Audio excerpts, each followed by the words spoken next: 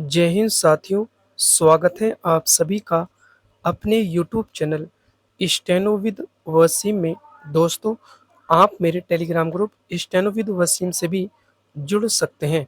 Steno related किसी को भी कोई समस्या हो तो आप मेरा कॉन्टैक्ट नंबर स्क्रीन पर शो हो रहा है, वहाँ पे कॉल करके जानकारी ले सकते हैं।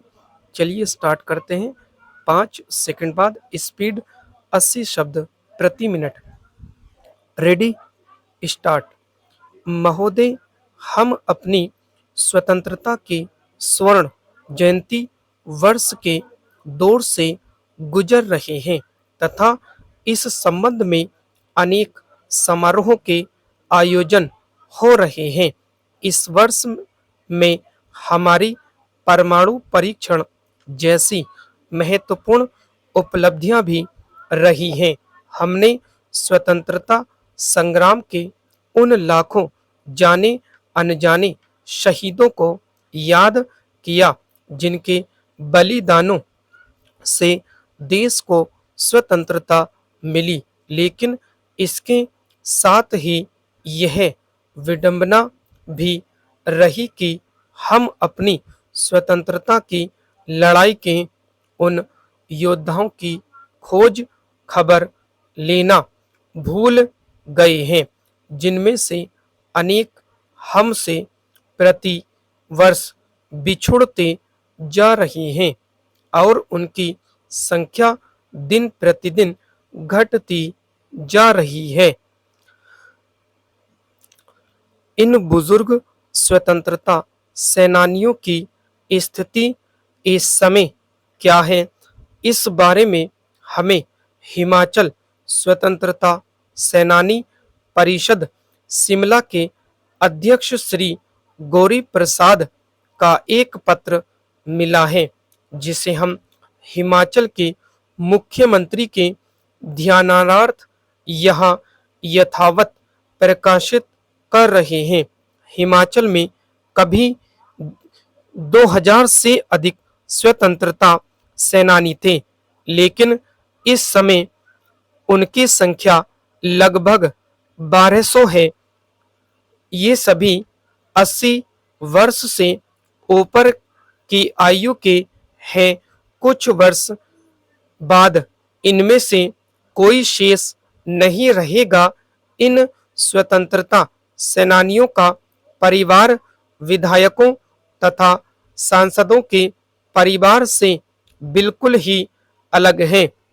इन्होंने स्वतंत्रता आंदोलन में जो यातनाएं सही थी, वे किसी पद या स्वार्थ के लिए नहीं सही थी। उनका लक्ष्य तो केवल देश को दासता से मुक्त कराना था।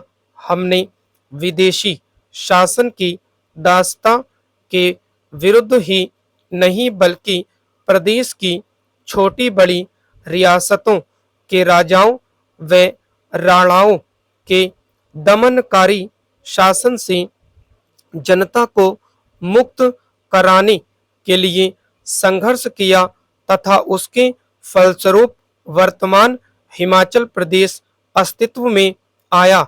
इतिहास साक्षी है कि देश की स्वतंत्रता मिलने के उपरांत भी इन स्वाभिमानी योद्धाओं ने सरकार से अपने लिए कुछ अपेक्षा नहीं की। अपना सब कुछ स्वतंत्रता संग्राम में लगा देने वाले इन सेनानियों के जीवन यापन की नाजुक स्थितियों को देखते हुए केंद्र तथा प्रदेश सरकार ने इन्हें कुछ सुविधाएं तथा सम्मान राशि देने का निर्णय किया, जो विभिन्न राज्यों में अलग अलग है। दुख की बात तो यह है कि जहां हिमाचल में स्वर्ण जयंती वर्ष में अनेक समारोह किए जा रहे हैं, वहां इन स्वतंत्रता सेनानियों को किंचित भी सम्मान नहीं मिला। पूर्ववर्ती वीरभद्र सिंह सरकार ने इनको राहत पहुंचाने के लिए जो निर्णय लिए थे आज ठीक उसके विपरीत होता हुआ नजर आ रहा है। स्टॉप। दोस्तों, इसी तरह से आपको मैटर के साथ डिक्टेशन दिया जाएगा। आपको बहुत अच्छे से और ध्यान से डिक्टेशन लिखना है और आउटलाइन की प्रैक्टिस जरूर करनी है। डेली सुबह 6 बजे आपको डिक्टेशन दी जाएगी।